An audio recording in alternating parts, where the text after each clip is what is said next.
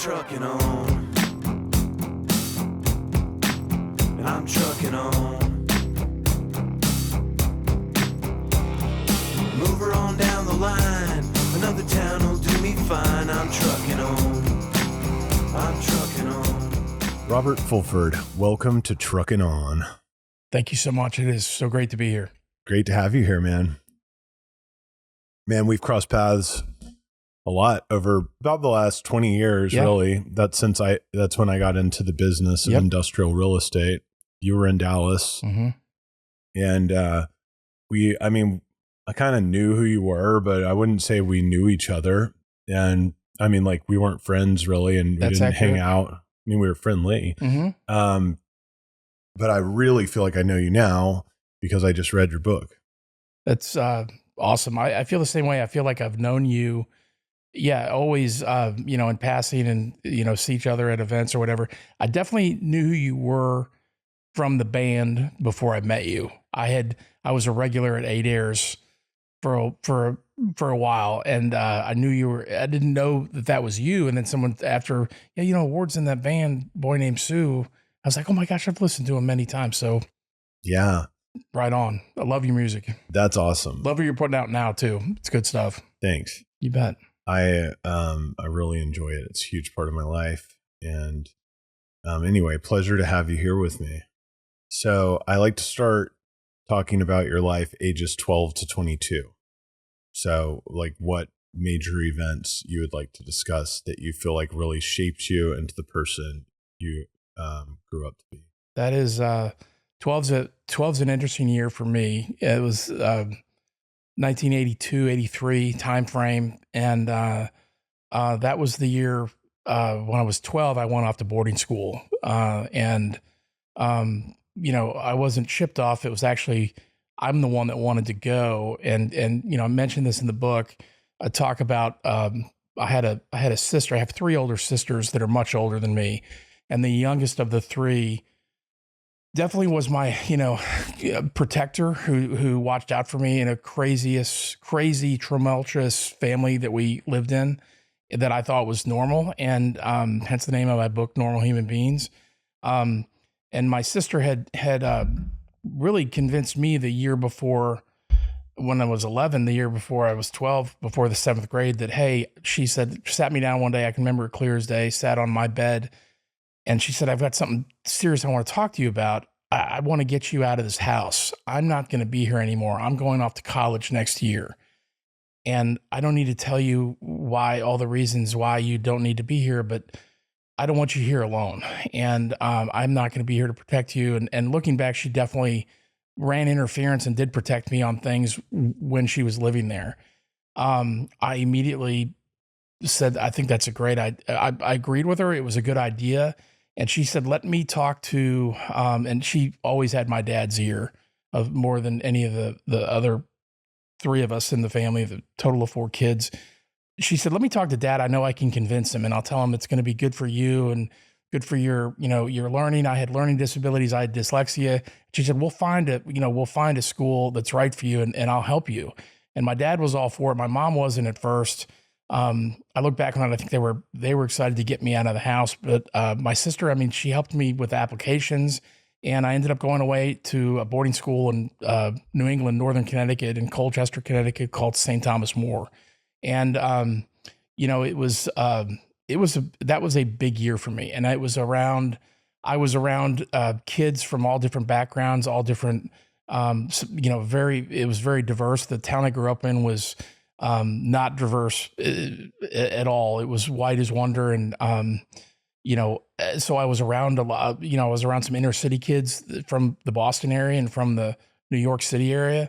And that first 2 years, was just a round peg in a square hole. I just didn't fit in. By my freshman year, a couple years later, I started playing football. They brought a football program back that was discontinued.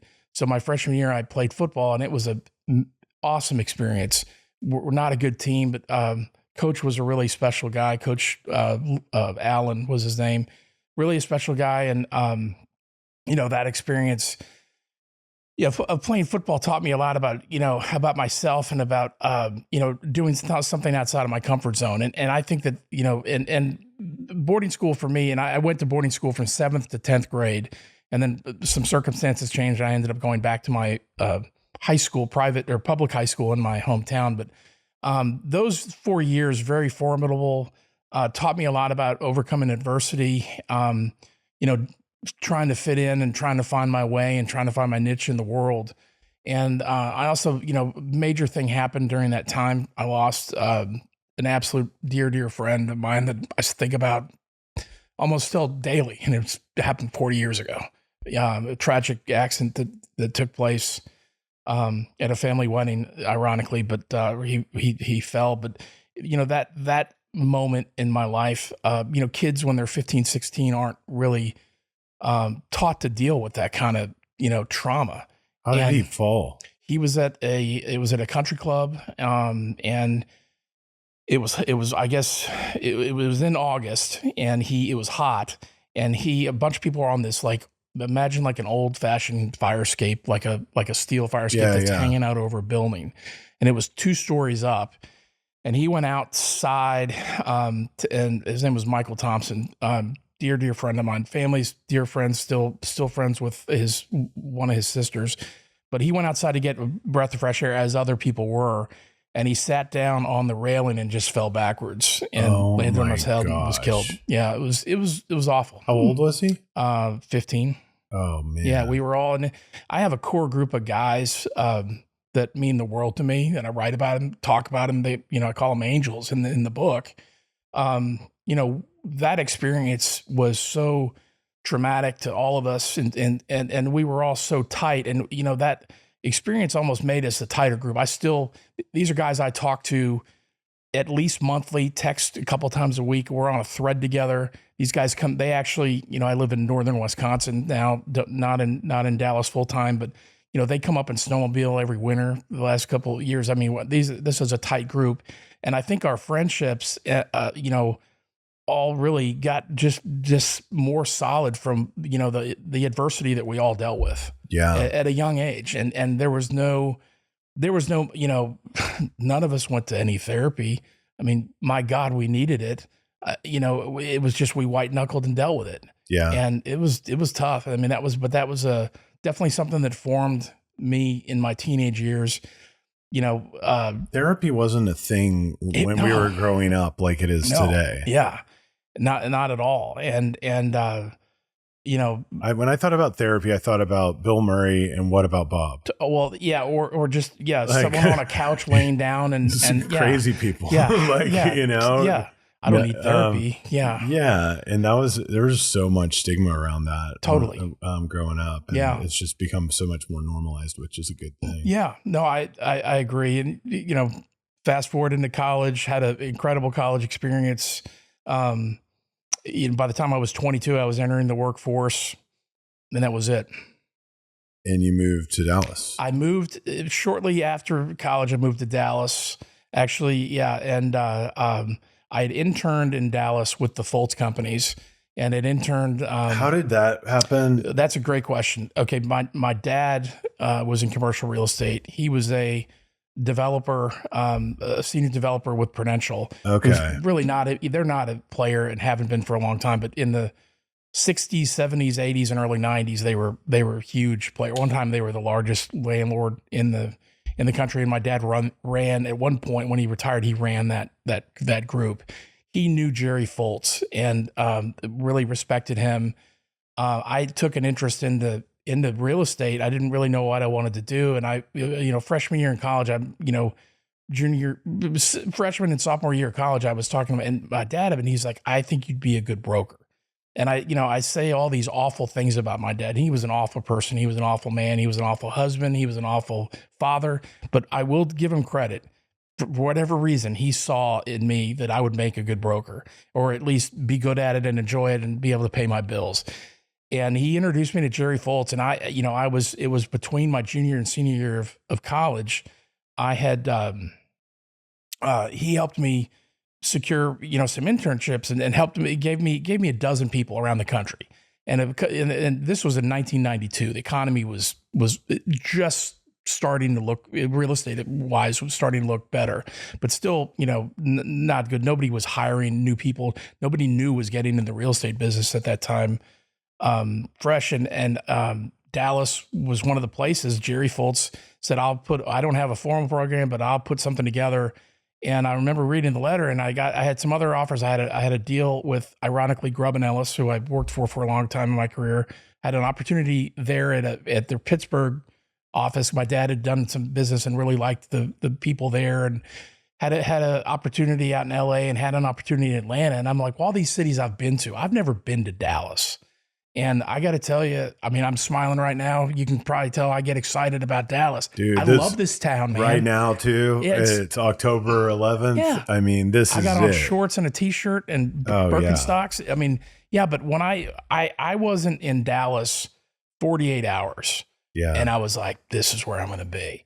And I didn't know what capacity. And then I, went to work at Foltz, and, they were gone by the time you started your career. Yeah. And I know Tracy, the name. Tracy, the son of Jerry, and he's got a kind of a boutique with a couple guys there. But, when I interned, and then when I came back a couple years later out of college and joined them, dude, it was the place, man. I remember walking in.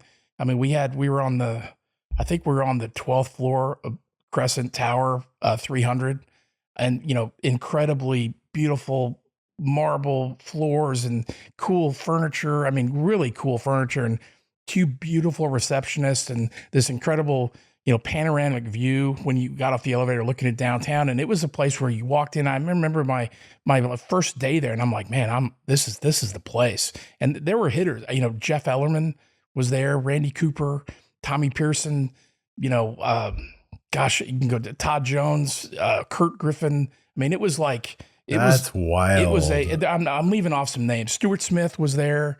Wayne Swearingen, who, the legend of office brokerage in the region or in the country, some people may say. I mean, it was a powerhouse of people. And it was, I immediately was like, I can remember interning there, and I was like, I'm going to do everything I can. This is who I want to work for.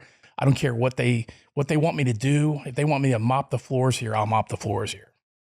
What happened to Foltz? Like, I mean, great question. What a team to assemble with all those people. They're all legends. Yeah, they are. And Foltz, what happened, the industry this was mid 90s and late 90s. The industry, I think, was going through a change. And again, I was just a rookie, but very shortly after I joined, people started leaving and going to the bigger firms, right? And everybody, it just is getting globalized. Yeah, and people, we had great brokers, Randy Cooper, Jeff Ellerman, all those, Pearson, Hunter Blanks, all those guys, and I would hear them talk about, we have these great relationships, and we get invited to the pitch, but a real estate director in New York City or in San Francisco or in LA isn't going to hire the Foltz company anymore because they don't know who we are. Nobody gets fired. Hiring the Staubach company or CB. Yeah, they're going to hire a known brand, and it'll be interesting I think it's still that way today. I mean, I don't know what your take on that. I mean, yeah, man, it's just, I've been at Colliers for 14 years, and it's just, is there a part of me that it would be appealing to start my own company or be it like a small boutique firm with my friends that we all own it together?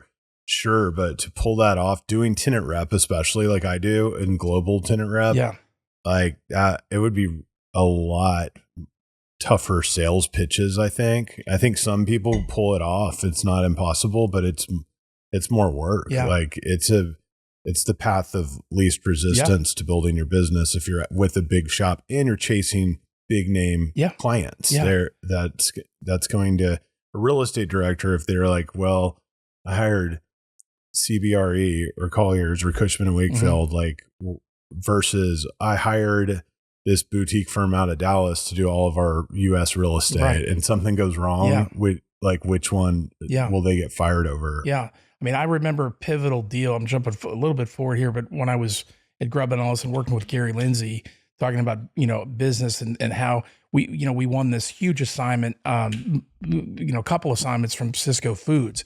And I remember the real estate director, first name was Jack. I can't think of his last name. He's since retired, but I remember him saying, I only hire national companies. And he'd run that Cisco real estate group for like 30 years. He never had a national contract with one group. He liked to pick individuals in each city, but he goes, I always pick national company, and I won an SIOR on the team. Yeah. And I remember, I heard that several times, but that goes back to your question of what happened to Fultz. I think people just started, leaving. It was still a great place. I mean, Jerry Fultz, God, he was just a great man. It's such a nice person. People were leaving for the bigger firms, and it just kind of, and then they sold I don't know, what was the group that, Kennedy Wilson. I don't even know if that company's still around anymore, but they bought it, and I was already gone. I think they became CBRE eventually, maybe, or something like that, or JLL. I don't know. Anyway, that's cool. Yeah. So then you're in Dallas. I'm in Dallas. I was here for, 25 or so years, slugging it out. Definitely. How old are you now? I am 55. Okay. Yeah, I'm 55. 47. So yeah, okay. You're a little bit older. And but you were 45 when you left Dallas, basically. No, well, I was like 47 when I left Dallas. Oh, okay. Yeah. So cool. I was your age, and I had a fun career. Fun is a great way to put it. I loved what I did. I loved I loved chasing business. I love executing business. Not crazy on reporting what you're doing, but love the industry. Never became, the quote unquote superstar that, what you have become and with your team is unbelievable. But I always enjoyed it. I mean, I jokingly have said my entire career, the only thing I think I would have more fun doing is being a race car driver or a rock star. I mean, I think it's a cool career. It's really cool, man. I feel like we're working this job, and if people understood how fun it is, and how much money you can make, how much flexibility you can have in your schedule, it's pretty perfect. Yeah. So flexibility in the schedule, somewhere around my I was in my mid, I'd say, from my early 30s up into the time I was 40, I had too much time on my hands and too much money. And I started making really, really stupid decisions and was running hard, partying hard, running hard, playing hard, working hard, and I started working less hard. I mean, when I worked hard, but I wasn't working the hours I should have. And during that time also, we roll into 2007, 2008. And I mean, I got crushed personally.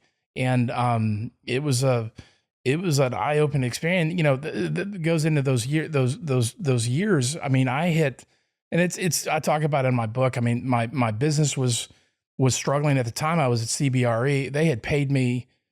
I still can't believe the check they wrote me to leave Grubb & Ellis to this day. I was shocked when I was interviewed and they even threw this out. I didn't even expect money, but then they gave me this check to come over there.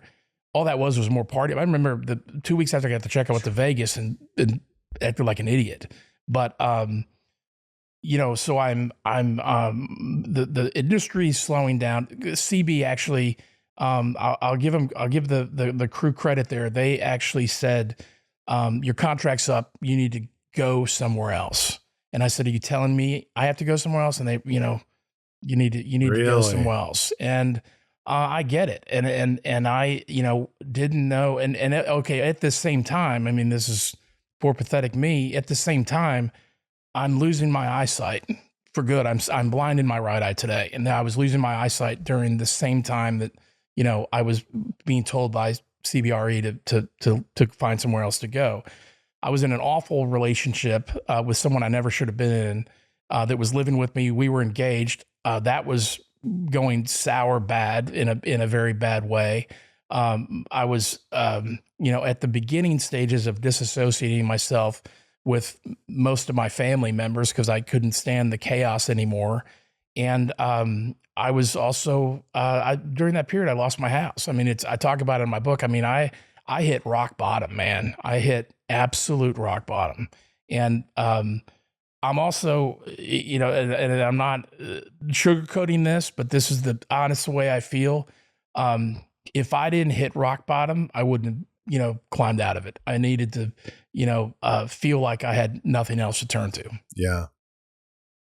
Other than God. And thank God. Yeah. Thanks for sharing all that. Yeah. Did you find that it was easy to be an addict and partying really hard in the corporate real estate world? I mean, you got asked to leave CBRE basically.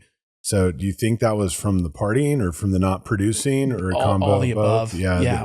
All the above. And there were some people that I'm still friends with now that tried to persuade me not leave, persuade management that I didn't leave. I mean, I still have some good friends there, and but it was a crazy time. But then on the positive, I'm like, what am I going to do? Did they mention that, like the drinking and stuff when they let you go? They did. They did. Yeah. Yeah. And I don't think they didn't have a clue of the drug use. Oh, right. But they definitely they knew how hard I was partying, and I wouldn't show up for several days on end. And then when there were days I showed up, and I hate to admit it, but I looked like hammered shit walking through the door, to work. Yeah. Bad stuff. Yeah. Yeah, man. When I quit playing in my band for a living and got into commercial real estate, I was actually thinking this will help me not kill myself from partying. Whereas playing in a band, 200 shows a year, that was where I was going. And then I got into commercial real estate, and it was actually pretty conducive to continue partying. And I figured that out pretty quickly. And you can find the pack of people that do that and almost get away with it and call it work for a lot of the time, if you're, as long as you're showing up, right? And doing the blocking and tackling, yeah. So and I think the schedule flexibility can do that to you. Yeah, you're not clocking in. Yeah. Right on. So then, when you're at rock bottom, what happened? So I will say, the and how old were you? 38. Okay. 37, 38. And, 38. And I had, my turning point, was, I'll give you the date. It was like,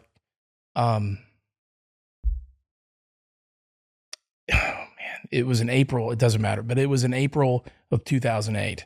And, again, I said all the things that were crumbling around me, and was invited. The whole Lunsford commercial was throwing a function at Three Forks, like they used to do a couple times a year, and they'd invite, 20 or 30 or 40 industrial brokers, and they were, featuring, some key projects, large listings that they had, and maybe one or two of their, new development in-house projects. And so it was an event at Three Forks, and, in one of the private rooms there. And everybody that showed up got a bottle of Silver Oak. I can remember getting that bottle of Silver Oak, and had, great door prizes that they gave away, and gave a 20-minute speech on these projects that they wanted to feature. And then it was just a dinner and a fun night. And Holt Lunsford, a couple years before that, not the company, the man Holt, I had great thing that I did when I was 33, 34. I did Associated Leadership Council with the real estate. Oh yeah. Did you ever? I did not do that. It was a absolutely fantastic experience for me. And there's, I would say half of the class that I didn't know, I still keep in touch with, to this day. And Holt was our advisor. And I knew Holt. I was kind of intimidated by him. I had actually, one of my very first real estate deals I did, Shaw Industries, the carpet company, worked on this deal over there in Metropolitan by the Galleria Mall with Holt Lunsford himself. I mean, it was right after he split off from Tremble Crow. So I had known him, but to me, he was intimidating. I knew he was a card-carrying Christian, which kind of scared me, foolishly scared me. But when we worked, when we were in that ALC program together for those 12 months, I got to really be buddies with him and really, just liked him and we got to be friends. And, he's got a fantastic sense of humor. We all know about his work ethic and blah, blah, blah.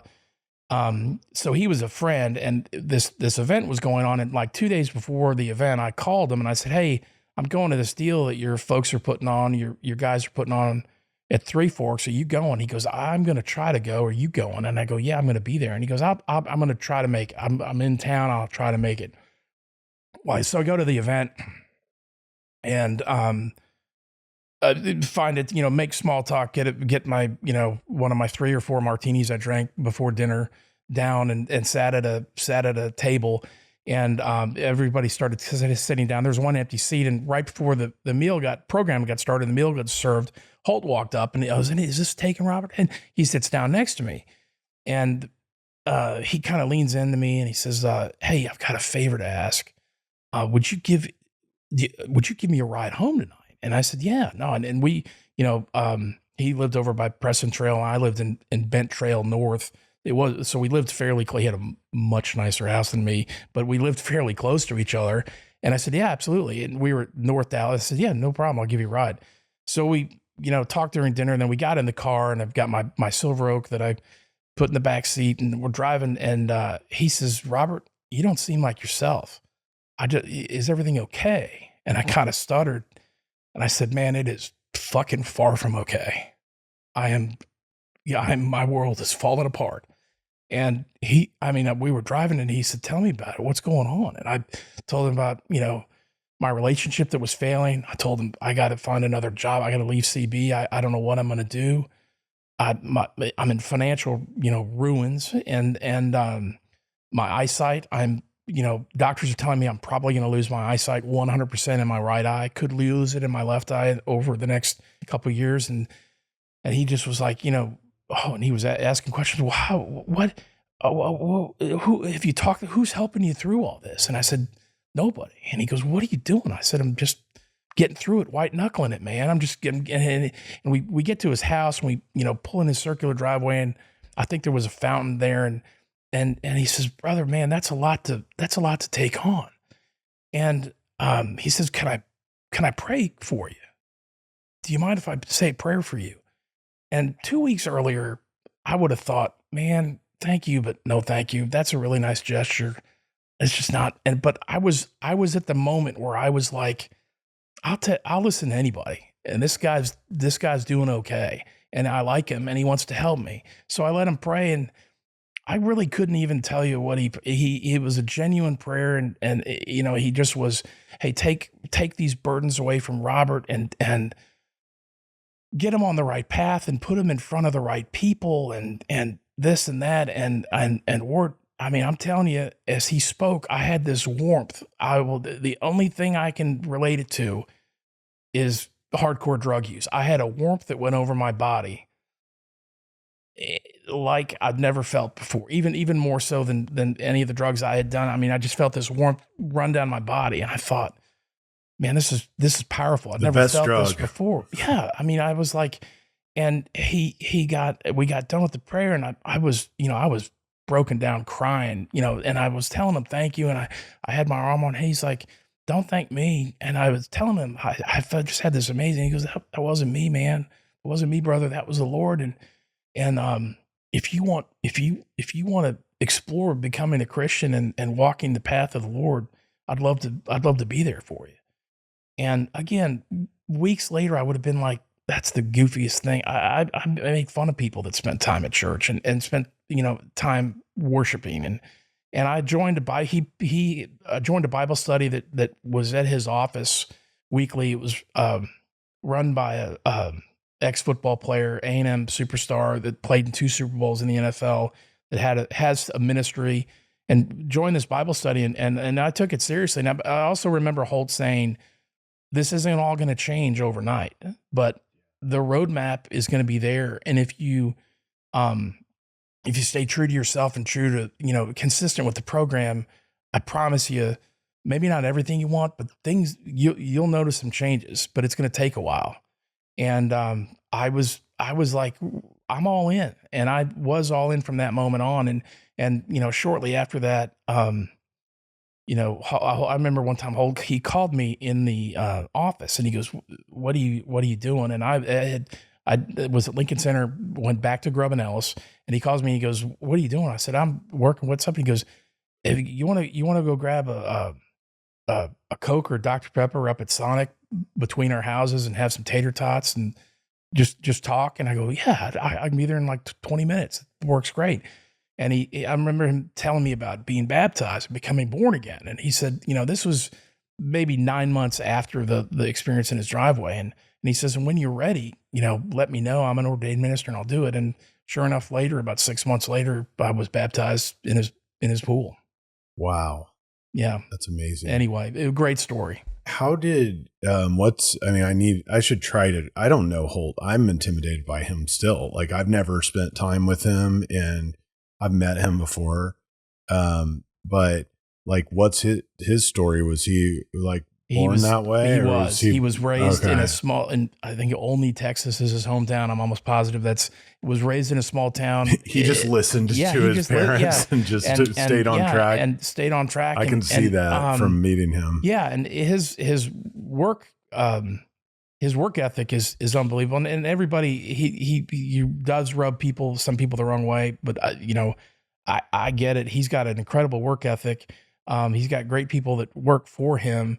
But I know he was he started in the business in like 91 or 92 at Tremel Crow Company and was an up and comer from the beginning. And I know that I've heard people talk about, he would be in the office at 5:30 in the morning. Yeah. And he would leave at 6 at night. And that was, he did that for many, many years. And,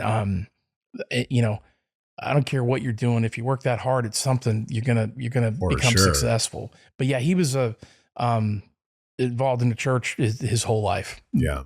So interesting. Yeah. Cool. And you should reach out to him though. And I'm happy to make I'd love to make the introduction. Yeah. I don't talk. I actually, we talked maybe 90 days ago. He's behind my book. I told him, the story I just told is in the book, and I got permission from him to talk about that and call him by name. Anyway, so happy to facilitate that if you want. That's cool. Yeah, I would be interested in that.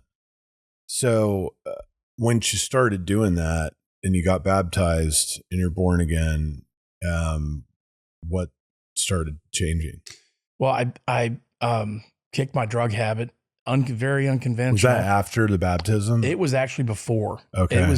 It was only, I would say, within weeks after that event at Holt's driveway. That's opiates, really. It was and cocaine. I mean, I loved it all. Cocaine. My drug of choice was definitely OxyContin. Yeah. And the cocaine was to balance that out, and ecstasy was to have fun. And how did you find OxyContin? Like that never, thankfully, ever crossed my radar. Living in Dallas, I mean, if you're hanging out at bars a lot, cocaine is like, do you want some cocaine with your club soda? Yeah. Like it's everywhere. But the OxyContin, thankfully, I have one friend who struggled with that, who got it prescribed to him because he was in like a skiing accident or something and he got hooked on it. But thankfully, most of my friends, it's like mainly, alcohol. But when I went to rehab, the people that were hooked on the opiates had a way tougher time with withdrawal symptoms and all of that. So how did that come into your life? And then what's that like getting off of it? Similar to your friend you mentioned, I've had my back is messed up right now. But I've had back issues my whole life. I was in a horrible car wreck when I was in college and broke 2 vertebrae, and off and on, really from age about 20, I would get prescribed Oxy when it would flare up, would get prescribed, and they don't prescribe Oxy like they used to. Right. And, but they used to just write you. This is like in the 2000s, right? Yeah. This is late, very late. Yeah. Through the 2000s. Yeah. And, they're like paying doctors to prescribe it and all that. It's a sickening. There's documentaries on all that. It absolutely turned my stomach. I thought I was going to throw up watching it because I lived what they were talking about. Yeah, you were one of the victims. Yeah. And I'm not saying the drug company. You're one of the lucky ones. I got out of it, but the drug companies, I'm being prescribed, and I'm not blaming the drug companies for my addiction and I'm also, hey, I'm one of those guys. I don't care what it is. If it feels good or tastes good, man, I want more. Yeah. You know, whether it's good for me or not. And I basically was abusing the prescription drugs, and then that turned into, how can I, how can I get these off market? And I smoked pot off and on, and had a drug dealer that I talked to, and told him what I wanted, and he referred me to someone else. And I'd hate to know how many pills and boxes of pills and money I spent on opioids with him. It was insane. And I remember one time, and not to go on this whole drug thing, but and watching the documentary, this really pissed me off. They didn't talk about this. I remember, this drug dealer, I was a pretty good customer, and we got to be friendly, and I would ask him. One time I said, hey, the last shipment, I mean, it was all in the jar, in the big jar that the pharmacist gets in the box. Like, it wasn't a bag of loose, right, 300 tablets. It was a big jar of 500. Would you buy a big jar? Yeah, like that? from him. Oh He gave it to, he gave it to me. And I remember, like, when we were making a deal, I'd always just want to leave, but I get this and I get it home. And the next time I talked to him, I said, hey, I'm just curious, like, did you get this from like a pharmacy? And he goes, no. I get everything I buy comes from a guy in Houston that's getting it from across the border, cartels involved. And I said, so it's like, it had the Purdue name. And he goes, oh yeah, no, they know what they're doing. They're sending, container loads of opioids to Mexico, and they're being brought right across the border. And in the document, that's not talked about. And right. So Purdue is just like selling all of these opioids to Mexico, knowing that it'll get into the United States and get people using them. I mean, there weren't, there was so much. It was disgusting. But anyway, the drug use stopped. Within weeks of that initial, and it was something I wanted to, and it had to overcome. How many years did that go on? Probably 6. Yeah. 6 years of hard, and at times, I mean, hard. And again, something I talk about in the book, 2 years before that, a very dear friend of mine, he knew I was struggling, and he was not a drug user. We drank a whole lot, but he was not into drugs at all. And he's, one of my dearest friends, and he said, hey, we got together, and I think we were having lunch like on a Saturday or Sunday, just him and I, and he said, hey, I know you're struggling with drugs, and I've heard some people mention some things to me, and I can, from being around you, I know you're on drugs all the time, and I want to help you. And, immediately I was who would you hear that from? I was massively defensive and said he was wrong. And he was like, don't make a fool on me. I know I'm right. I can tell by your reaction, I'm right. And he said, I'm giving you an opportunity. I want to get you help. And he had the means to do it. He said, I'm going to get you to rehab. I'll go right now. If you want to go right now, I want to get you in a program. And I said, I don't need it. And he said, I want you to clean yourself up. And I didn't do it. What I did is I hid it from him more. Right. And that went on for probably 2 years. Stop hanging out with him. Yeah. As much or and then, to speed up 2 years, now I was ready to leave. Now I would have loved to have gone to rehab, and pride didn't, I didn't go back to him and say, okay, I'm ready now. And I also, God, man, I didn't want to do it. I thought the real estate industry, there's a lot of people in it, but it's a small knit community. I'm like, everyone will know Robert Fulford's in rehab. And I was like, I can't, the stigma of that, I just couldn't do it and it was also my pride and what I did. And I mean, very unconventional. And I am not telling people to do this, but this is what I did. When I had the urge, I prayed. And there were times when I was buckled down on my knees in my house, or just with tears running down, but to take this urge away. My skin's itching. I mean, I could have called one of my two dealers, and they would have been there. 20 minutes. And and I got through it. And it you know, over time I got through it. And again, that I'm not telling people to do rehab, because that is not my message with saying this, but that's how I got over it. Man, Cold turkey. That's powerful. Yeah. And praying. The praying is huge for me. I do that. I've been to rehab. I've done AA. I've read all these books, done all this therapy. I've done everything you can imagine. The best thing, and I did the 12 steps when I went to rehab the first time, and I didn't really do them. I just went to AA meetings and I read them, and then I was like, okay, I did all that.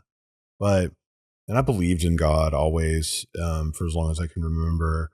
But I also didn't believe that God necessarily had time for me, and especially back then. And so the big part of the 12 steps is praying, like acknowledge you have a higher power. And then you're like, half of the steps are praying to God and asking him to help you through this next step, basically, or whatever. So I read through that pretty much like, oh yeah, dear God, please help me. Okay. I did all the steps myself. I don't need a sponsor. But then the last time around I quit, and I've been sober since then by the grace of God. I believed in God. That's for awesome. Real.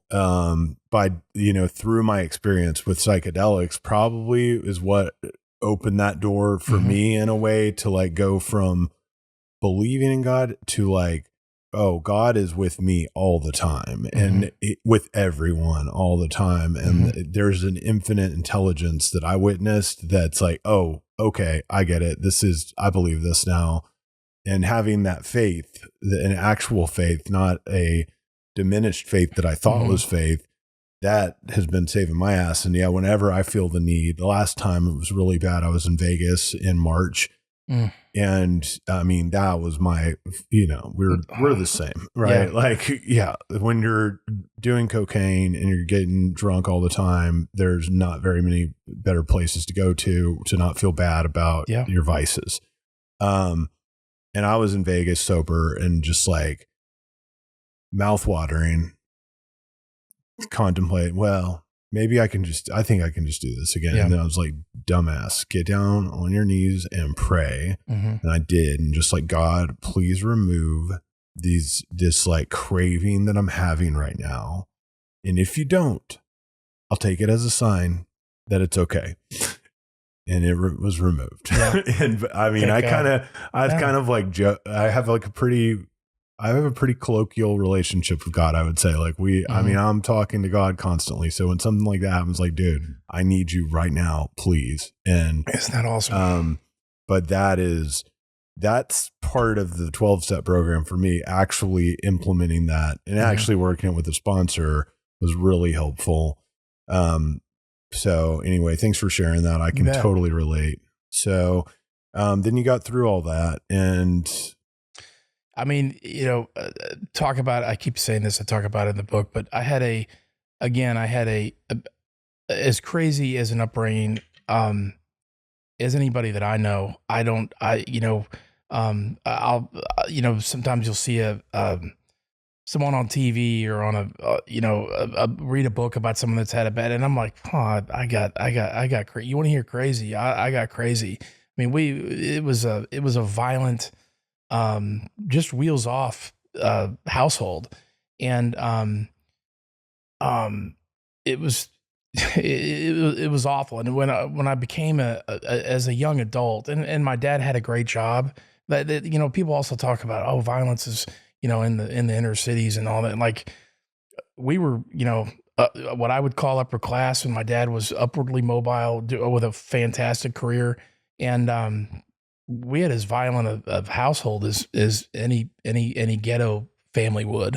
I hate to admit that. And there was no, you had a guest on a couple months ago, the gentleman from Link from Austin, Ryan Keithley. He talked, Ryan Keithley, and I've never met him, by the way. But that podcast really grabbed me, and him talking about that his parents had no filter in them. I was like, I could so relate to that, because my parents had no filter whatsoever, who was around, what was going on. when chaos broke out, it was time to chaos. And I was also, we were this lily white family that had this dark secret. And my dad, I witnessed awful things. I witnessed my dad beating my mother, to blood coming out of her ears, to, banishing a pistol and pistol whipping my mom and pointing a gun at us kids. I mean, I dealt with some serious stuff. And then when it was over, he an alcoholic? Oh yeah, he was a functioning alcoholic. Yeah, he was an alcoholic. And when the chaos was over, it was usually the next morning. I was told, "Hey, what you witnessed." I mean, there were events. The gun incident, was the biggest one, but some of the beatings that went on. I was told, from some of my earliest memories are these awful things. And I was then the next day would be told, hey, what went on never happened. And it doesn't leave. I mean, I can remember my dad, and he was a badass. He was an ex-Marine. He was a hard charging, guy. And him, as a little boy having his finger in my face saying, what you saw didn't happen. And whatever you think you talk about outside of this house, don't do it ever. And I never did. And I talked about these great friends I had and these great relationships. I never told anybody. I kept it all in myself. And, as a young adult, I was, and I talk about it in the book a lot. There were great times with my parents. There were some great times. The bad times definitely outnumbered the great, but I almost wish it was all bad all the time, because it took me, until I was in my mid 30s to finally I chose to disassociate myself with them, as far as I wasn't going to regularly go see them. I would, I wanted to communicate on my terms, not on theirs. And that was a turning point in my life. And I think, they had retired and moved down to this family farm that I reference in the book all the time. My dad had retired and they'd moved down there. And I made a choice. One of my sisters had made the same choice years ago. My two other siblings, they were, I'll call it, on the payroll of my parents, and they were controlled by, they would do anything my parents, said within reason. But the turning point was when I decided this chaos is not right. And my mother wouldn't have, she basically, when I said I wasn't gonna live by their rules anymore, and I was never really on the payroll. I mean, they gave me some nice things, but I never got anything substantial. But it made my mother furious. Yeah. And my dad, I think, almost had a new respect for me in a way. And I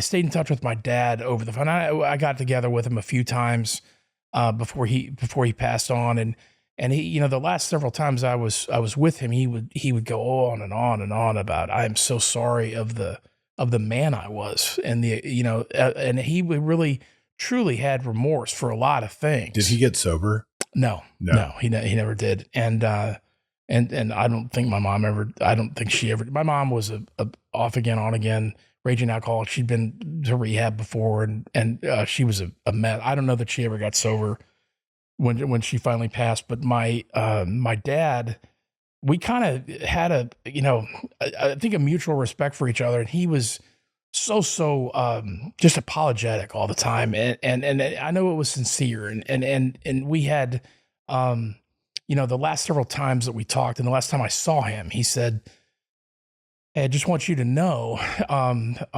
your mother feels differently, but when I pass, this land that's 3 generations, it's going to be split up evenly. There's no I want you to know that.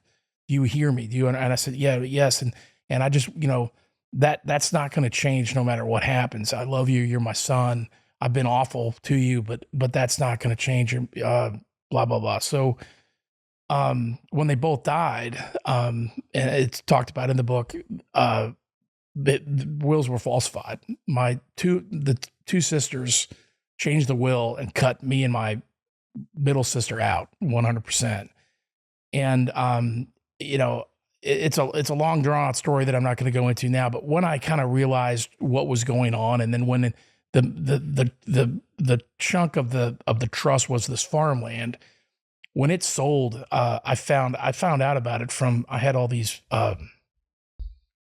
mineral rights attorneys and people wanting to buy his mineral rights that were calling, and from all over the country, asking me about again, my dad and I had the same name, Robert Fulford. And so they would find me and, hey, this says that this property's just sold or is going to sell. And that's how I found out about it. And then I realized that it sold for $16.8 million. And it absolutely, that was my boiling point. And this was 2.5 years ago. And I was, it had brought back so many, you know, just awful memories and of the awful, you know, life that I was exposed to. And that I know this wasn't what my dad wanted. This is what these two siblings of mine did successfully. And you want to talk about wanting to do, I was at a boiling point. I thought so hard. I was like, I even remember thinking, God, if I was in Dallas, I'd get a fix. I'd be doing drugs again right now.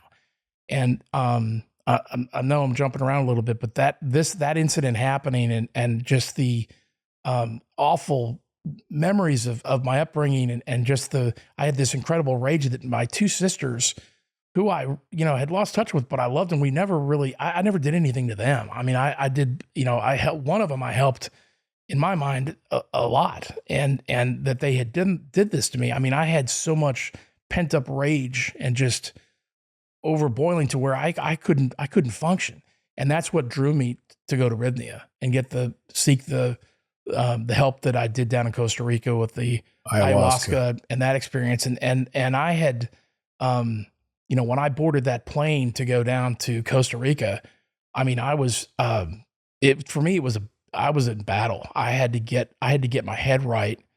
And I was still, you know, praying and everything, but I had so much rage and I had so much anger at, why me? And it was kind of a last ditch effort. That was my. So let me back up. Yep. I know I threw a lot there. No, I'm tracking. But you got sober. You continued on in commercial real estate. Yeah. Now I still drink. But I got sober from the drugs. Sober from the drugs. Yeah. And you met your wife. Yep. Who's here with us now. She's sitting over there. And at church. All right? We didn't meet at church. It was when you became baptized. It was she was there for my baptism. No, it was okay. It was I was just kind of in the middle of a couple months into my Bible study, and we, you know, met online. It's where all the good deals are found on the internet. She hates when I say that, but I was looking for a Christian, you know, person, and she, you know, had on her profile card carrying Christian. And what app? It was Match.com. Okay. Yeah. That's the OG. Yeah, for years and years, I didn't admit that I was ever on it. But, you know, thank God, I never would have met. We lived on different sides of town. We ran in totally different circles. I highly doubt I ever would have run into her if it wasn't for that app. So, yeah. But that was kind of post rock bottom. Yeah. No, it was, I was on my way back up. Yeah. And then you kept doing commercial real estate, obviously, and turned it back around. The market got better. Yeah. Decided to move to Wisconsin. We moved to Wisconsin. And I was, so we've been in Wisconsin 8 years. Okay. And I was working for Stream, the data center group, Stream Data Centers, for six years. The first 2 years we lived in Wisconsin, I actually was working for Stream, living up there. Okay. I was traveling all over the country, spending a lot of time in the Midwest. That's why in Wisconsin made sense. My wife got she's an incredible marketing person, been in automotive marketing and advertising her whole life. She had an awesome opportunity to go work for a group that owns auto dealerships up, and they were in Illinois and Iowa and Wisconsin. And it was a dream job. And she did it remote for a while. remote would fly up there about every other week. I was spending all this time in Chicago and Minneapolis because Stream had projects there. And after about a year and a half of her commuting and I was commuting up more, we were like, this is kind of silly. We love Dallas, but I was ready to, I was willing to try living in Madison. And I always thought, well, we'll move back to Dallas. We'll see how her job ends up. And it's been a fantastic job for her. I worked for Stream for 2 years when I was in Madison, commuting all over the country. I was back in Dallas every about 4 weeks. And, while I was there, I fell in love with not as much Madison proper, but I love Wisconsin. Yeah. And I just fell in love with it. And yeah, we're there. Ideally someday, the perfect world would be having a place here and having our house on our lake in the Northwoods of Wisconsin and kind of go back and forth. Nice. So then all of that stuff occurred with the family and it really pissed you off and you decided that you're going to go do ayahuasca. Yeah. I was surprised when I heard you did it because I don't hear of too many other commercial industrial real estaters from Dallas going and doing ayahuasca. So how did that get on your radar? So I had seen the movie or the series 9 Perfect Strangers. Yeah. And it was just intriguing to me. And I didn't know there was, and that was a retreat I think it was in Northern California, and they were dosing LSD. And I didn't know anything like that existed. And Amy, my wife, actually said, well, Gwyneth Paltrow talks about there's places around and I didn't know that. And then our mutual friend, Damien Salmon, who lost his son tragically, a year before all that, he went to Rythmia. He went to the same place. I didn't know that. Yeah. That he lost his son. Yeah, he did. Awful. One car accident up in Lubbock. His 21-year-old son. It was 3 years ago. It was awful deal. Idea. I need to call him. Yeah. And he had gone to Rythmia, and I remember. So I had watched this 9 Perfect Strangers, and it just intrigued me. I wasn't triggered by the events that I talked about when I found out about the me really getting screwed, if you will, by my family, my sisters. During that time period, Damien, and he was struggling, and he's a dear friend. He was, doing everything he could, but just really couldn't get to peace. I mean, couldn't find peace. And he called me like it was right the week before Christmas. And he said, hey, I wanted to give you a call. I'm leaving tomorrow for Costa Rica. I said, oh, really? You and Nikki going on vacation? Like, you spending Christmas there? That's great. And he goes, no, I'm going by myself. And I thought, oh, man, this doesn't sound good. And I said, what do you? And he goes, I'm going to this wellness retreat. I'm going to take hallucinogenics, this drug called ayahuasca. And I don't know what to expect, but I'm doing it. And I was like, man, so it's a week. And he goes, yeah, I get back on the 23rd of December. I said, well, dude, call me when you're back. I want to hear about it. Well, fast forward a week later, he called me and left me a voicemail from his Uber from DFW to his house. And he said, hey, I just landed, headed to the house. Christmas is going to be geared up, but I want to tell you, this was an incredible experience and you're going. I'm making you go. And he was like, I'm serious. He goes, there were so many people that made me think of you. And I think you'll, really benefit from this. So that's what, it got on my radar. And then they say that you don't find ayahuasca finds you. That's right. If you're listening to this right now, you better be careful. Yeah. That is a true statement. So there I was, and I signed up. I also, I'm thinking, God, no phone, no, never been as unplugged as I was when I was down there. And it scared me. And I was like, I'm going to go, when's the slowest time in commercial real estate?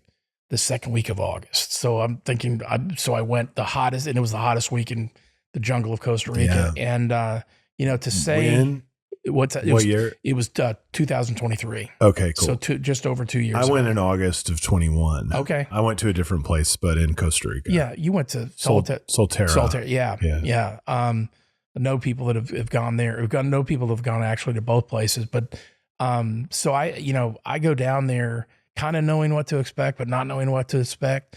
But I also thought, it was one of those times, kind of when I took on Christianity, very similar, like I'm all in.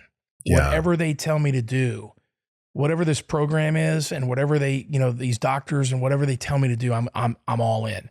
They 2 or 3 weeks beforehand, change your diet, no beef, the dieta, and no drinking and blah blah blah, clean. And so I was abiding by it. And I jokingly say this. I remember the flight down there. I wanted a cocktail so bad, but just because my nerves, what I was getting myself into. So I go down there, and to say it changed or saved my life is an understatement. I mean, it was a magnificent, beautiful experience. I feel like I could talk, for 6 hours about almost each day that was down there, and what it meant to me, and what I, and the 4 days, they called it 10,000 hours of therapy in 1 week. And it really was.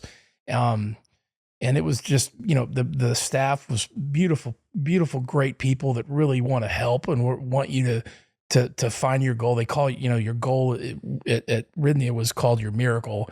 And, they said that, they kept on throwing this number out. It was written all over. I think it was 98.7% of people that attend everything and do everything that is suggested reaches their miracle.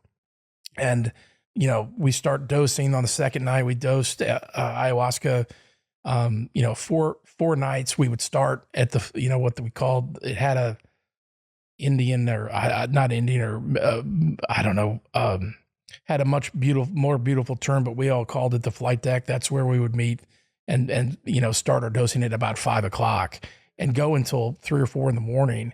And those four experiences, they were all, I don't know what your experience, each night was a different shaman that administered the ayahuasca, and it was their own brew.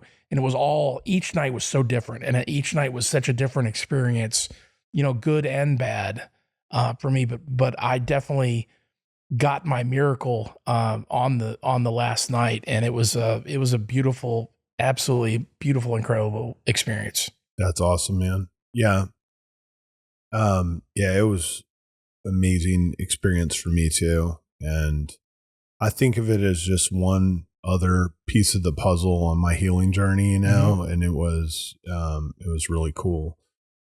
So it's the only time I've gone though. And I've through my whole journey and the years after that, I'm almost 2 years totally sober of everything, including any kind of psychedelics or plant medicines. And I'm really thriving this way. And I did ayahuasca.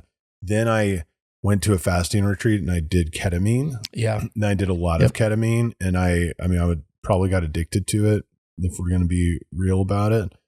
And I called it immediately. Like, this is like ayahuasca light. It lasts an hour. I can do it in my bedroom. And I'd put on, I'd meditate and like put on a music and blindfold and go disassociate from my body and have mystical experiences over and over and over. I didn't have to go to Costa Rica and like deal with all that. Like, this was kind of like an easy button for it. But that eventually, like I was telling you with the praying, that led to the most mystical experience of my life. And I would never suggest that someone go do ketamine the way I did, but whatever happened and really changed me. But I got direct messaging, I would say, from what I believe to be God saying, Ward, you're good on doing drugs and alcohol, and now just go live your life. You've seen all you need to see. And I've read a quote somewhere that when God picks up, you hang up the phone. And that's how that experience felt. It was terrifying, but it was also super powerful. And it kind of just like, it's the first time ever, like now, where I felt truly comfortable in my sobriety and just, I feel, but the ayahuasca was kind of one piece of that puzzle. And by doing those psychedelics, sometimes they do help you to look at yourself from and look at the world and the people around you from a new lens. That can't, it's a nice helper to get you there faster maybe than just like meditating and doing yoga all the time. But I feel like that for me now, just meditation, breath work, yoga, and sobriety that's my path I'm currently on. But I also know like it's one day, that's my plan today. And I'm thankful for my sobriety today. That's awesome. So, and then, man, that's a journey. And your book is amazing. I think I read it. Much. I read it in 3 days. Normal Human Beings. Normal Human Beings. Yep. And it's coming out when? Scheduled to come out right after the first of the year. It's a memoir. You sent it to me. It sat on my desk for a while because I was reading something else, and I picked it up, and man, I just powered through it. I could relate to so much of it. I think there's a need for more books like this that are honest and about normal people living and like talking about, I try to kind of make this podcast a lot about people telling their stories and sharing their stories and like being open. You talked about stigma earlier around going to rehab. Yesterday was actually Mental Health Day. I saw that. And I did, like I was on a panel for Colliers on Zoom, and we were talking about stigma. And when I went to rehab, I didn't want anyone to find out that I was going to rehab other than the very tight circle of people. I didn't like tell too many people. Once I got out, I was like, whoa, that was awesome. I learned so much. I learned how my brain works, how dopamine works, and how I trained myself to produce a lot of dopamine when I went to a steakhouse and I wanted to drink an old fashioned, or go to Vegas and go find cocaine, and do these things. Like if it's all just like brain programming that I was doing instinctually because of the culture that I came up in, like just going to college and how central alcohol was to my social life and all that. Then they teach you can reprogram your brain in 90 days, like just by stopping and focusing on all these other things. So anyway, like I got all this knowledge. I went to AA meetings. I used to think that AA was for losers. I wouldn't have wanted anyone to know that I went to an AA meeting. I was like, only fucking losers go to AA meetings is what I thought. Then you go to AA and there's like CEOs of companies in there. There's certainly people who are struggling, who constantly fall off the wagon, but there's also people that are 50 years sober or something, running massive companies that 50 years before that, they were like in a crack house, and you hear these stories, but the people that go to AA meetings that are especially not being forced to go there by the law or something, but they are courageous and they are, they're very brave. They're very strong. If you're going to rehab proactively on your own, not because your mom and dad make you go, but because you want or court ordered, you want to change your life. Like that is not a negative thing. That's a positive thing. Absolutely. There's way more people than ironically who are out there. They're full blown alcoholics or drug addicts, and they are really good at hiding it, like I was, and they still make a lot of money and they still show up and they perform at a high level. Some of them can do that until they drop dead of a heart attack. The stigma needs to be around that behavior, not the people on the other side that are getting help or or in all of the people that deal with addiction. You're always one little step, a misstep away from going to jail, getting divorced, getting killed, whatever it may be. And everybody's walking a tightrope. You're playing blackjack. And the way I viewed it when I went, I didn't have a rock bottom really, thankfully. But I viewed it. I heard a story from a friend who was open with me about going to rehab, and I couldn't believe it. It was somebody that, a big time commercial real estate broker telling me that he went to rehab, like really open about it. When I heard that, I mean, like 48 hours later, I was like, I think I'll go to rehab. But I never would have thought about that on my own. But when I thought someone more successful than me financially is going, then the stigma disappeared. And it took me probably 2 years before I started talking about it publicly. But the equation is that the truth transmutes the shame around it. So having these conversations about addiction and talking about it and talking about, yeah, I went to rehab. Yeah, I did ayahuasca. Yeah, I was addicted to drugs and I prayed and that helped me get off of it. Like, talking about this is so important because the stigma is bullshit. Yep. Because that's why I talk about it all the time. So I'm like, I know because I've been to rehab, and losers, like, I'm not a loser because I went to rehab. No, like, it changed me in a positive way. Yeah.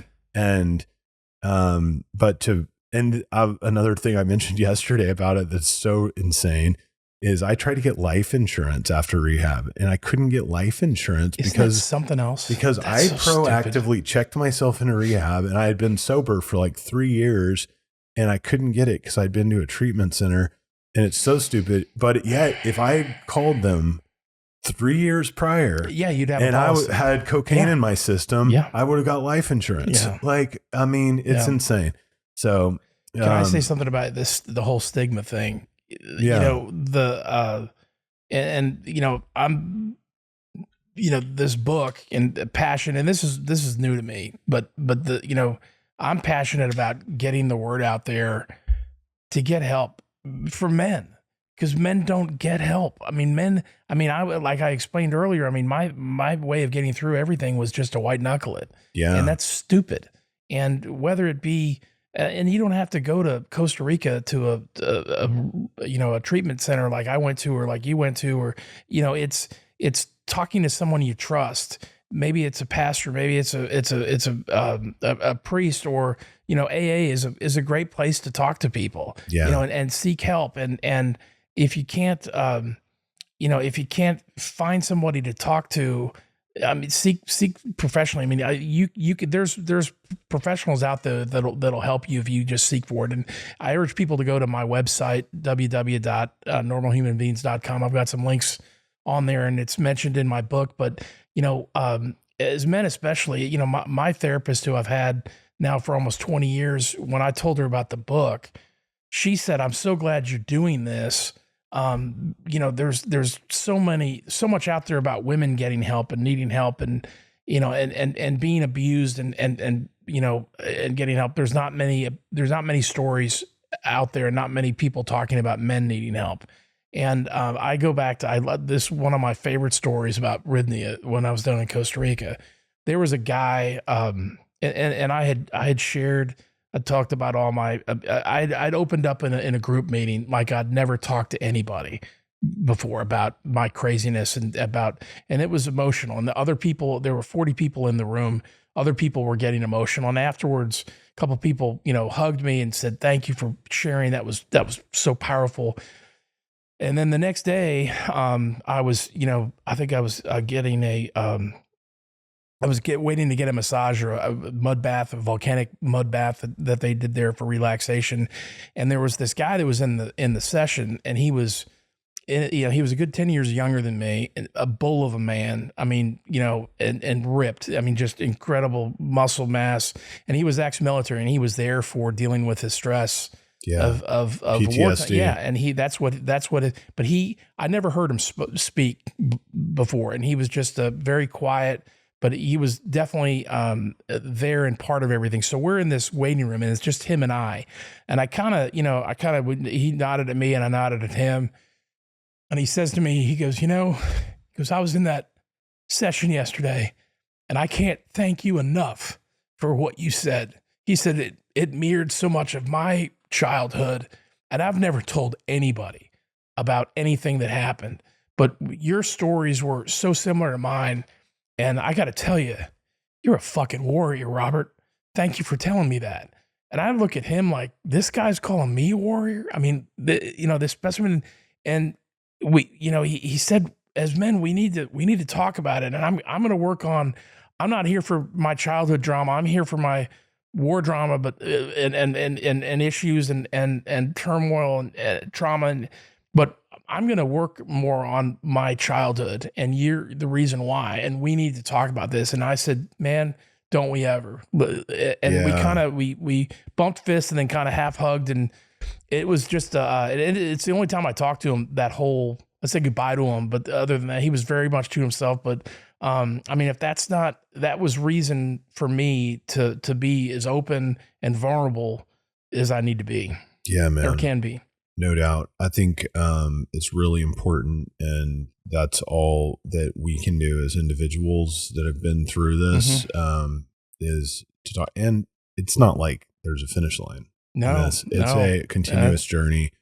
And my perspective, I know, because if you go listen back to this podcast, you can just go listen 1 year apart from each one. And I have different perspectives on lots of things. So it's going to continue to evolve. And that's the beauty of life. But talking about it is important. So I have a question that I like to ask, which is, sure, have you ever had a mystical experience? But I want to add something else to that. During your time at Rythmia that you want to talk about, and I want to just, you have to pick one, because I know you probably had I had a mystical experience. I talked about the mystical experience I had with Holt Lunsford in his driveway. That was definitely mystical. The other one I've had, that I had the last night at Rythmia, and I was frustrated the day of our last dose, because I had not gotten my miracle. I was there to get peace for myself, forgive the unforgivable, and to forgive myself and forgive the unforgivable. So that was my goal. It wasn't about anything else. And the last night, I walked into the flight deck, and I won't go through all the hours and hours of the visions and what I was seeing and what I was not seeing, but the shaman that last night was, man, he was a badass. He looked like a badass. He was incredible. He explained that, he goes, you'll notice there was a fire going on outside the whole time, and you're told to kind of stay away from the fire. Yeah. Well, on this last night, it's a sacred fire. And I want you to, if there's something you want to get rid of in your life, rage, guilt, forgiveness, throw it into the fire and stand in front of the fire. And if you're a Christian or have a holy, a higher power, pray that this is sincere, and physically, or not physically, mentally throw it into the fire. And, right before the end of I was ready to go to the fire, and I threw in, to me, I forgave the four people that in my mind were unforgivable: my two parents and my two sisters. Yeah. And I went to the fire with one of the shaman's assistants, and I explained to him what I wanted to do. And he said, say a prayer. I'm going to say a couple of things. And he kind of gave some chants in Spanish. And then he said, call them out by name and think of them falling into the fire. And I got to tell you, man, I mean, I'm smiling right now. And I remember I had tears running down my face. And I turned around, the guy's name, the assistant, his name was Ernesto. And I remember Ernesto saying, my brother, you should see your face. You're smiling from ear to ear. And I don't think I smiled the whole time I was at Rythmia, and he goes, you are different. Do you feel lighter? I said, I feel incredible. And he helped me I think I took 5 doses that night. I was rolling, but that was definitely a mystical experience. It was beautiful. Awesome. Yeah, that's cool. What advice would you give to your younger self? Oof. The easy, obvious one is bring the Lord into your life at a younger age. I would also say, seek help, ask for people's help, as much as you can when you need it. And maybe even when you don't need it. Yeah. Or when you don't need it. And those are the two things that stick out, and just to persevere. Yeah. I love that, man. Thanks for sharing everything. You bet. You are a warrior. I appreciate you saying that. Got an incredible story. Let's see. Do you have a morning ritual?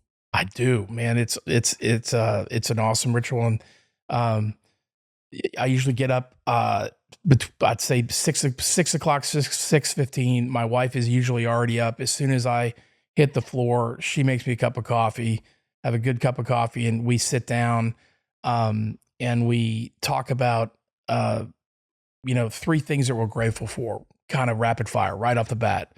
3 things. What's the first 3 things, that come into your head? And we go through that. And, which is fun. That we then each of us, what's your personal goal for the day? What's your business goal for the day? And then we pray, and we may pray for each other. If one of us thinks we're going to have a tough day, how can I pray for you today? And is there anybody or any event you want to pray for? And we do that every morning. And you pray out loud. With each other. Yeah. I'd say we do it 90% of the time. The mornings that we don't do it because one of us is running late or whatever, I can't wait until the next day because I never skip more than one day of that routine. Yeah. And it's an awesome thing that I look forward to and frankly gets me out of bed. That's really cool. What's your favorite restaurant? Oh, hands down, Bob's Steak and Shop House, dude. The original Lemon on Wycliffe. We need to go there. Absolutely. That's my place. Definitely. I mean, it switches back and forth in number one, but it's my favorite steakhouse in Dallas. Absolutely. By far. Yeah. So, what about a book? Are you a reader? You're a writer. You're an author. My wife's more of the writer. It was my story, but I honestly didn't read a lot of books. I had dyslexia and learning. So I've listened to a lot more books than I've read. Book I'm passionate about right now is Normal Human Beings, obviously, but the book, and again, let's talk about that. So what made you decide to do that? And then how did you approach it? Great question. So I had, went to Costa Rica, was on my, last day, kind of as they turned us loose, they really, the staff and the instructors and psychologists on staff were talking about go home and you've had an incredible week. And they even had an outline book to journal in. And like journaling, it was one of those things I thought was just silly. And my therapist I've had for 20 years here in Dallas, she was always on me about, write your thoughts down. And I never did it. But I came back from Costa Rica and it was a intense week. And I started, really thinking about everything in my life and started getting it down on paper. And I was asking my wife for some guidance on it. And she was like, you've really got something here. I mean, if you want to tell your story, it's an incredible story. And there were, a couple of people that knew bits and pieces about it through my life have said, you should write a book. You've got an incredible, path. And it, so it starts in my childhood and pretty much ends, current time right now, 2 years after coming back from and having the inner peace, by the grace of God and from the work I did at Rythmia. Yeah, man.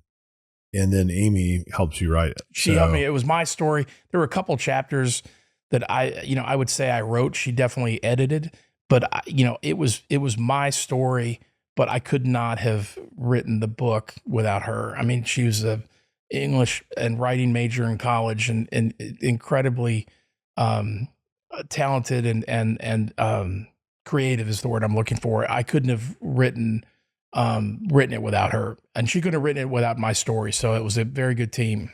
That's cool. Then how are you going to publish it? How are you going about that? So we talked about it last time we got together. We are going to be self-publishing it and marketing as I've said, my wife is an incredible marketer, and we're going to just absolutely, being on this podcast is one of the things I'd love to get on some more podcasts and just push the book out there. I've had, like we probably had 40 or 50 people read it, and some of who I don't know. My wife actually gave it to 2 book clubs, and these are women that they're not even really our target group. I think of the target group I want to reach is men and getting men help. But these women were blown. I mean, they all said they read it twice and think it's incredible. And I'm not saying that 40 people saying it's a great book is a great book, but I really hoped that word gets out there. I tried to get it published, with the traditional publishing houses and absolutely got zilcho nowhere. That's tough. Yeah, but now, today, 2/3 of all first-time authors self-publish. So yeah, and if you hit the big time with it, they'll take like 90% of your money at a publishing house. Whereas you get to take it all. Yep. If you self-publish. That's so cool, man. And we're going to delay releasing this podcast until it comes out, right? Right after the first of the year is our goal. If you're listening now, I'm going to release this to coincide with the book release. So you just got to keep me posted. Yep, for sure. Cool. What else? Do you have a favorite quote? Oh man, I'm definitely a quote person, but the one that sticks out in my mind, I'm a huge auto racer, power sports person. One of my, heroes of auto racing is Mario Andretti. And he's got a famous quote that he told his son and told his grandson when he started racing and his young drivers, if you're in total control, you're not driving fast enough. And that quote actually hangs in my home office. And that quote to me, you could put that for sports, for business, with anything in life. If you're not risking and going outside your comfort zone, you're not growing. You're not pushing yourself. Yeah, I like that. Do you have a charity or cause that you're passionate about? I am, again, this is new to me, but I am going to get. I am passionate about men's mental health. Yeah, me too. Yeah, we got to keep talking on that. I agree. Figure out a way to work together on that. Yeah. And by the way, speaking of books, started yours. I've only read the first, I'd say 7 pages. Phenomenal. And I the damn airplane didn't have Wi-Fi, and I couldn't read it on the plane like I wanted to. Thought I was going to coming down here, but I can't wait to finish your book. Cool, man. Yeah, I really finished it, I would say, a couple days ago. And because we're planning coming over for the podcast, I sent it to you and 2 other people. But I'm already like going back through it, and it's just like chopping it and rewording and adding in dialogue. Like, I mean, I could sit here and do this over and over, editing the book forever, but it felt good to like really feel like I've got the story in place, beginning, middle, end, and share it with you. So thanks for the kind words. And then I would guess I'll be like a year behind you probably in my process. Like I need to hone in on it a little more, but writing it has been a 5-year process so far. And it's been like the best therapy session I've ever done in my life. It's the number one. Couldn't agree. Yeah. I mean, everyone should write a memoir and analyze their life. It was, when I'm writing mine, I mean, part of it was beyond excruciating and painful and hard. And then it would be therapeutic at the exact same time. I mean, it's beyond therapeutic. Yeah, man. I had to, it's like time travel, because you got to go put yourself back in those shoes of those other versions of yourself. And a lot of those versions of me, I was suffering so bad and I didn't realize it at the time. But if I go back into those shoes now, it's like, there's still like some PTSD going on. And when it was happening, I ironically thought I had mastered life and was having a great time while all of this was going on. But looking back on it now, I was struggling so hard. And that book, I'm glad a lot, like all that hard stuff, having to go back and write it all down and is over. But I think it's important to dig in and, share all that with people that might be dealing with the same thing. Let people know they're not alone.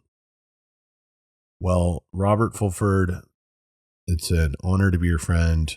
Thanks for making time during your visit here to beautiful Dallas, Texas. Perfect weather outside. I hope you and Amy get to go enjoy it. Thanks for trucking on. Trucking on. Thank you so much, Ward.